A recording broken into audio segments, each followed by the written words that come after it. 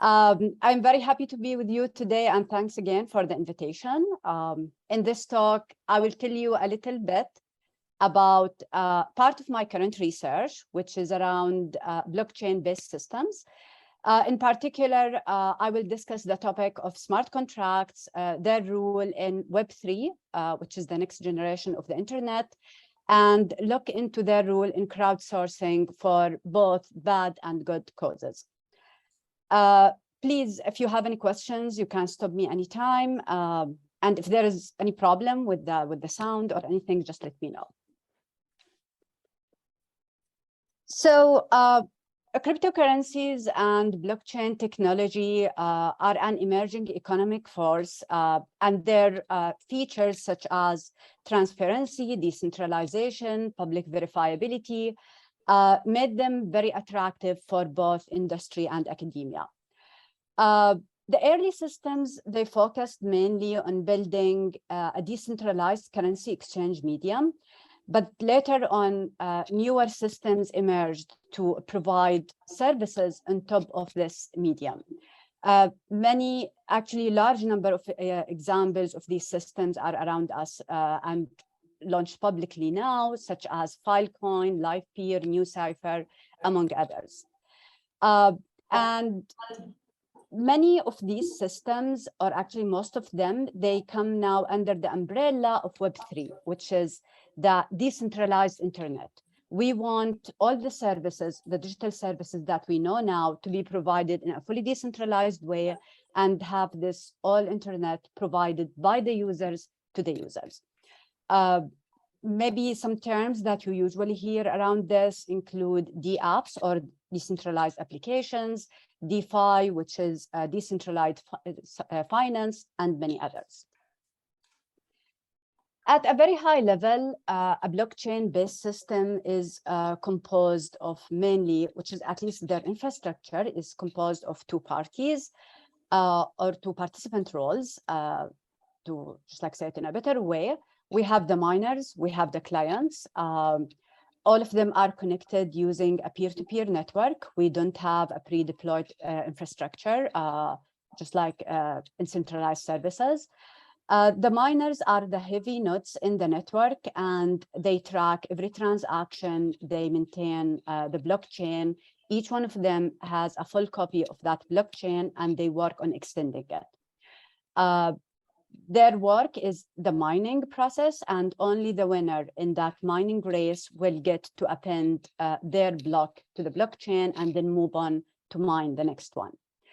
The clients on the other side are the lightweight nodes. They don't do all this heavy work. All what they care about is to use the service, and they just track their own transactions and their own coins. So they rely on the miners to maintain the security and everything in the system and keep the system running.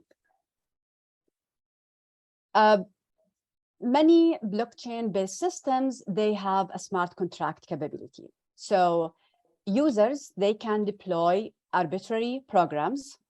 These programs are called smart contracts. They will be posted on the blockchain. Anyone, including the owner, will be able to invoke functions in these smart contracts by providing input. The miners will execute these functions on demand, of course, for a fee. It is not for free. And they will produce the outputs that will be posted on the blockchain. So the status of the system will be changed or modified based on the outcome of these smart contracts. Examples of such systems, we have Ethereum, Cardano, Algorand, among others. And just like all these systems, at least the ones that I mentioned, they are public in the sense that everything on the blockchain is public, including the smart contract code. And as we know, the blockchain came to be an immutable log. So the initial code of the smart contract will stay as is. There is nothing like, I don't know, I want to modify the code later or submit some security patches or anything like that. So terms like writing a fully secure smart contract is way harder than what we have in traditional programming. Even more, now we have the concept of Oracle services, and the whole goal of an Oracle is to provide authentic data feeds about real-world events to these smart contracts. So you can think of them as a way of connecting these smart contracts and even the whole blockchain-based system to the real world instead of being isolated within the blockchain ecosystem itself. All of these advances opened the door for a large variety of applications. In this talk, I will look at both sides of the fence. I'm going to look at the good kind of like guys, what they are or how they are using these systems, and what are the bad guys doing as well. And in particular, I will focus on the concept of crowdsourcing for good and bad causes, because think about it. Yeah, these systems, they provide many advantages and unique features that are very useful for us. But like every other technology, the bad actors may utilize it for malicious purposes and goals. So we cannot just like cover our eyes and say everything is good. No, we need to develop security defenses to allow us to utilize these features and advantages without empowering the attackers. Or on the good side, I will examine the concept of resource markets, or basically the concept of Web3 out there, which is a fancier term. And I'm going to look at the role of blockchains in reshaping the digital service systems around us. As we know, most of the digital services that we obtain these days, they are centrally managed. There is some commercial company or some entity who's in control of the whole system.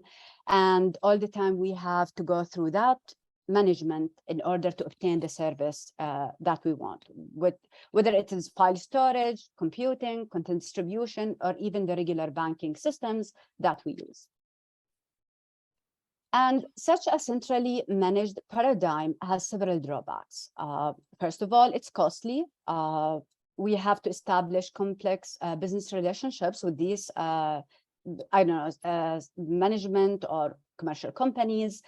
Most of the time, we over-provision our service needs just to account for peak periods and whatnot. Not to mention that there are issues related to reachability. It depends on your address or your location or your country, whether you can get this service at this level or not. The visibility into the system is kind of like very limited. You don't get to know what is the exact performance measures, for example, or the actual cost of the service that you are getting, whether it is proportional to what you're paying or not. These are just like some of the drawbacks. And we are aware of these since just like for a long, long time ago. And many of us are familiar with the concept of peer-to-peer networks or systems. Maybe BitTorrent is among the first examples of such systems, where we are looking into building or rebuilding these services by the users themselves. So we want everyone to join the system, provide service for others, and have this collaborative environment between them. Many advantages. We can have a flexible service. Whenever you want that service, you get it. Whenever you don't want it, you can just like quit and exit the system. There are no kind of like these constraints on your location, what you can get, whether you can join the system or not.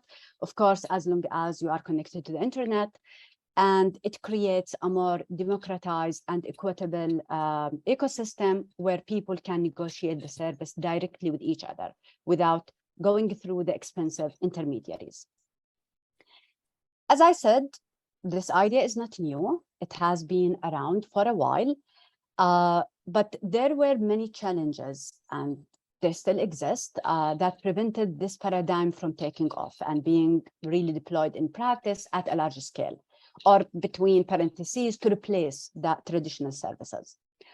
The first one is that they suffer from the free riding problem. Many users, they just join the system to obtain the service and they exit without serving anyone else. And one of the suggestions to address this problem is to provide monetary incentives. So we will create a market, or we create a market where we say, hey, if you serve others, you will be paid in return. The older paradigms or solutions that exist out there, they placed the trust in one of the parties in the system, for example, the service provider, or they relied on centralized banks to manage the payments. So they reintroduced a form of centralization again. With the cryptocurrencies and the blockchains, the community revisited these ideas and they were like, oh, wow, now we can avoid this centralization problem. We can use the cryptocurrency as a form of fully decentralized payment, which is the main kind of like goal of the system. We can utilize the features of the blockchain to provide public verifiability and transparency in the system. You can see kind of like everything, or kind of like the system status on the blockchain. And even better, we can have a form of automatic contract enforcement and decentralized governance. And you can kind of like now you might guess that this is about smart contracts, where you can encode all the rules that you want to be enforced with respect to the service in the smart contract, deploy it on the blockchain, and then anyone who's willing to play according to the rules in that smart contract, they will participate in the system and kind of like get their rewards or get the service that they want. And this is the main engine of Web3, or the decentralized internet. Again, at a high level, a decentralized resource market, or a blockchain-based resource market, as you see, it is composed of a blockchain, which will maintain a log of the actions in the system, maintained by the miners. And these miners could be only doing the mining process or also participating in providing the service. Or you have separate roles. So you will have miners and you will have servers. We have the clients. They will negotiate with the servers just like beforehand during the market matching phase. They will agree on the service terms, and then the customer will publish the service agreement on the blockchain along with an escrow to pay the servers for the service. If the servers are happy with the service agreement and they find that it is exactly what they agreed on, they will kind of like work with the customer through what is called a service payment exchange protocol. So the customer will be, or the customers will be sending service requests, the service or the servers will satisfy them. And if they provide proofs that they did that service according to the terms, the miners or the network will be rewarding them from the customer's escrow. So this is the general paradigm behind all these resource markets, and the way of executing it, it varies from a system to a system. Some systems, you will find the network protocol itself encoding these rules. Others, they build an infrastructure, and these rules will be encoded in smart contracts, which come at the application layer rather than the network layer, and so on. Sometimes you have multiple systems collaborating with each other. And similarly, sometimes you have multiple smart contracts needed to make the system running. So this is the general paradigm, and you can transform any decentralized, any centralized digital service into this form, as long as you can provide kind of like all the modules that you need, which is the market matching, the service payment exchange protocol, and proving that the service has been provided. This is not that easy. There are many, many challenges. I've been working on this topic for several years on several aspects, and still there are many open questions. Some of them are related to viability assessment. We don't want to throw the blockchain on anything. We want to make sure that it really helps in the system that we are using or we are building. Threat modeling also is a challenge here. We are looking at a very large-scale distributed system with monetary incentives. It is open access. Everyone can, or anyone can join without any pre-identification. And everyone is more motivated to attack the system because there are monetary gains. The service payment exchange is also a problem. We know that fair exchange is impossible between two parties. Or mutually untrusted parties. And usually what we do is that we divide the service into small amounts, and we let the customer pay the server micropayments instead of the whole payment in advance or at the end. Just looking at cryptographic security guarantees is not enough. Some situations we cannot address them using cryptography or the traditional security tools that we know. We need to introduce economic security defenses. This mainly relies on configuring the incentives in a way to encourage the honest behavior and discourage the malicious behavior. You need game theoretic techniques to prove the effectiveness of these defenses, and they are not trivial at all. At the end, we are looking into building decentralized services to replace the ones that we already use and know. So scalability, efficiency, all of these things are also very important. We need to make sure that our new systems are as efficient as the traditional systems that we know. This is also still an open problem, and there are advances in the kind of like the current research directions that we have, but still we need more.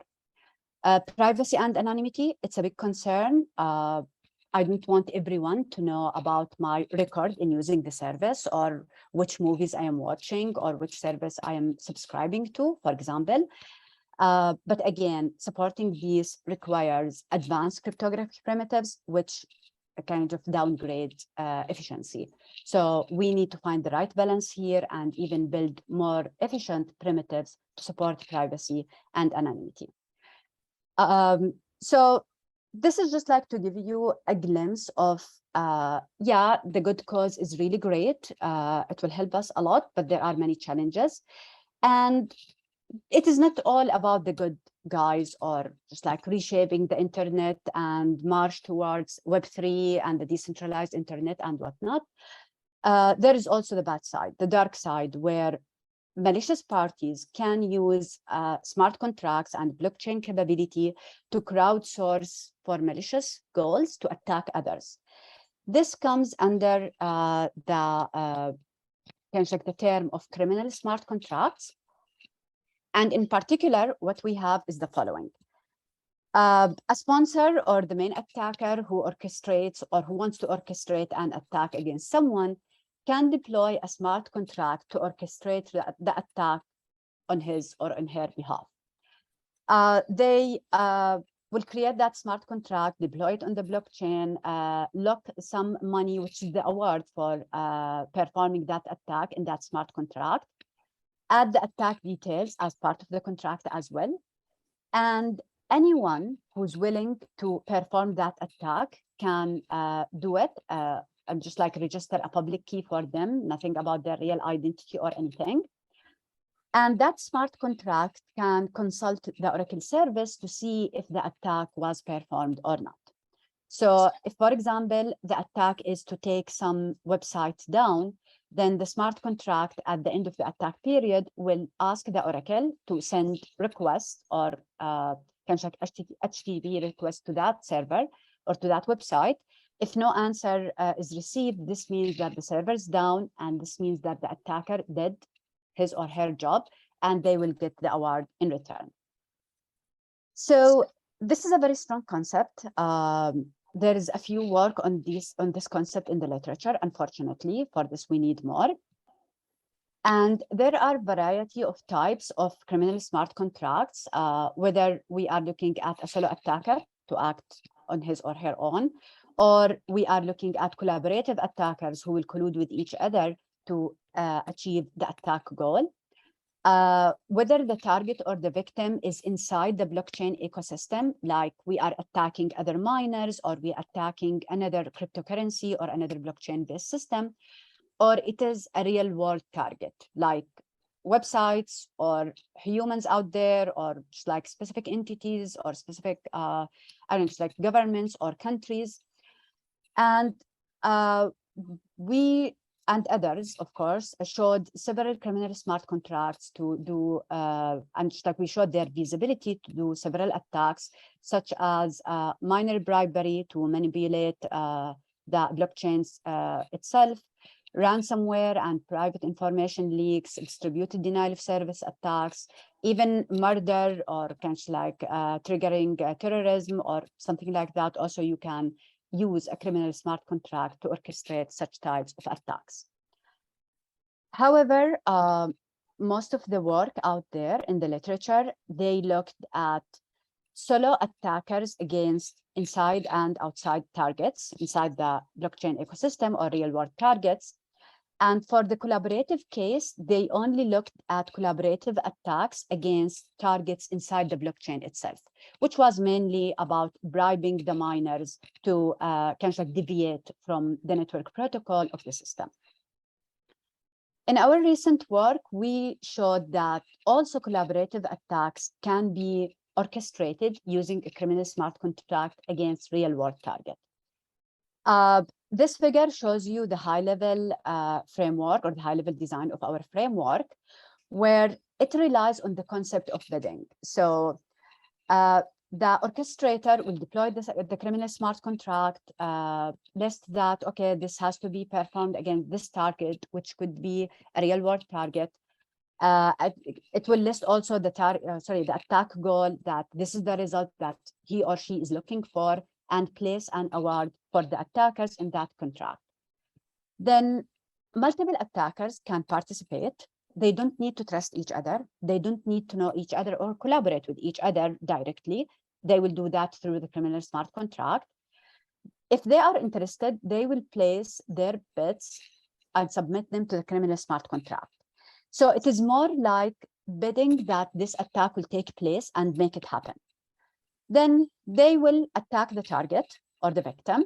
And at the end of the attack period, the criminal smart contract will consult the oracle to retrieve the result of the attack. Whether, I don't know, it's like we showed that for a denial of service against websites to see if the website is down or not. If it is not down, which is kind of like the response time, or there is no response at all, it will measure the delay of the response. And the longer the delay, it means that, okay, this server is under attack, but the attack is not exactly complete as the attacker wanted. Based on the attack result, the award and the bids, they will be redistributed among the attackers and the orchestrator. If the attack is fully successful, the orchestrator will not get anything back from the award. The goal has been achieved. All the attackers will get their bids back, and they will get their proportion from the award, which is proportional to their bids. If they don't successfully perform the attack, then they will lose part of their award and their bids. We formally analyzed this framework, and we showed that our mechanism is incentive compatible, meaning that attackers are incentivized to contribute in attacking the target or the victim in proportion to their bids, which is exactly what we want. So we were able to let these strangers collaborate with each other. We don't need anything from them or record their responses. So tracking them to know who attacked the victim will be very hard. You have to rely on maybe other tools or conventional tools to see their IP addresses, how they attacked, and so on. But it is the blockchain-based system will not reveal anything about that. And again, our goal is not to empower the attackers. Our goal is to say, or our goal is to show that, okay, these advances, these technologies can be used for malicious behaviors, even maybe more than what we initially thought. So we need to develop techniques and defenses against this type of malicious behaviors, so we can enjoy the benefit of smart contract enabled blockchains and their advantages, and march more towards the Web3 movement, and utilize them in for good causes and for benign goals rather than malicious ones. So the bottom line, despite all the advances that we see around us, there is still a long way ahead of us. But the good news is that there are many people interested in these systems, and they are working hard on making them more secure and more viable. So this is it for me today. Thank you so much, and I am happy to take questions. Thank you very much.